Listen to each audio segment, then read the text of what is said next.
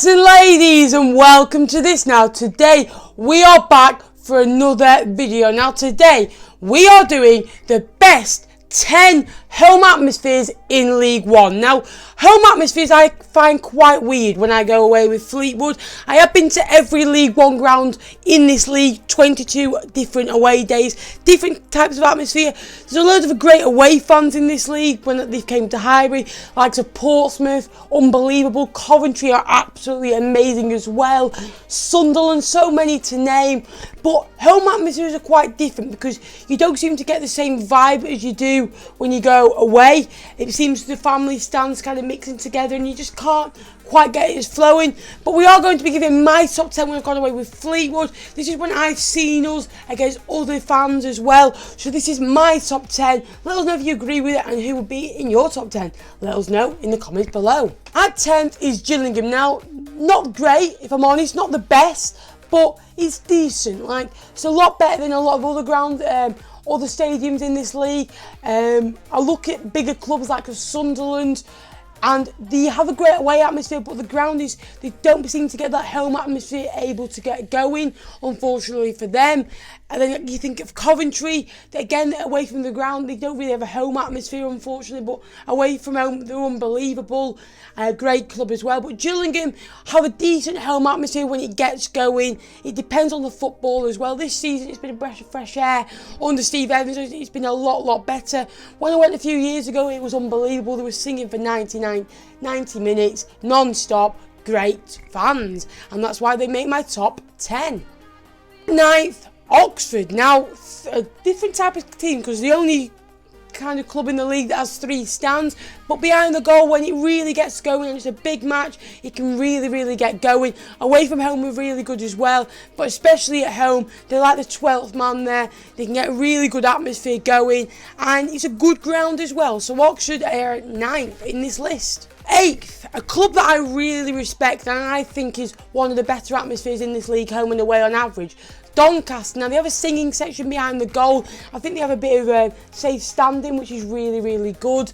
The stand behind the goal is the main point of atmosphere, and you can hear them throughout the game. They're quite vocal, and I like that. I think it's a good ground, great atmosphere, and not one of the bigger clubs in this league where they haven't got a lot of fans to fill it. They get about 6,000-7,000 fans, which is a good number for League One. Great fans, and easily my top 8. Going on to 7th.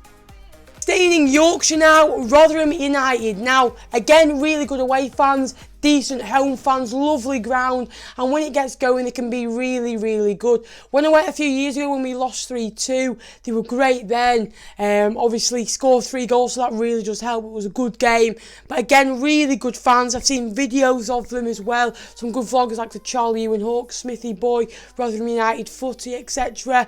And honestly, really good fan base.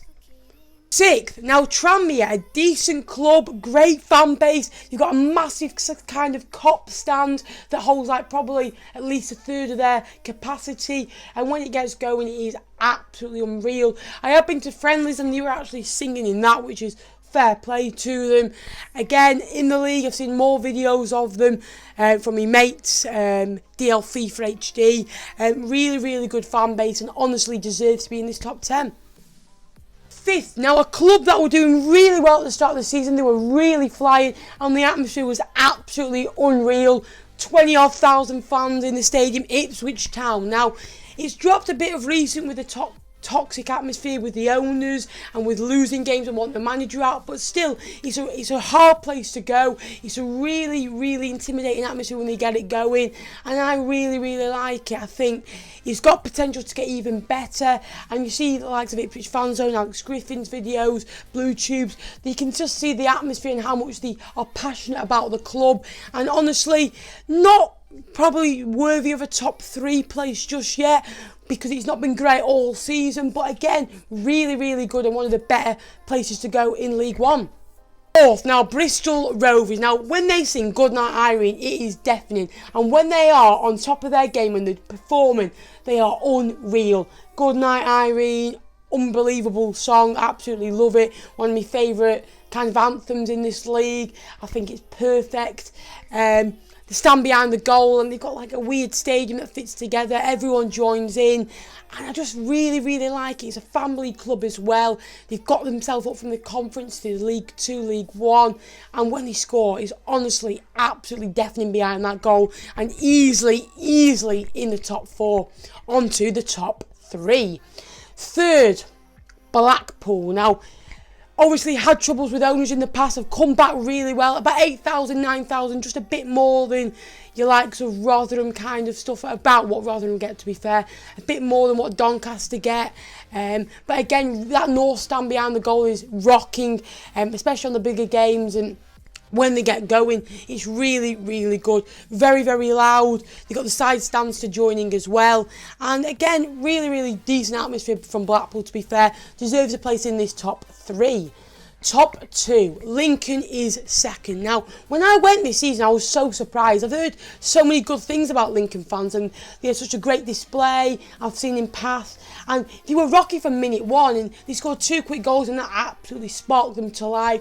And they were singing everything under the name, like getting their boys over the line. And it's honestly a 12th man. It really can help, and great fan base, really, really loud, intimidating. They've got that corner at the opposite where we were, in like the temporary away stand kind of stuff.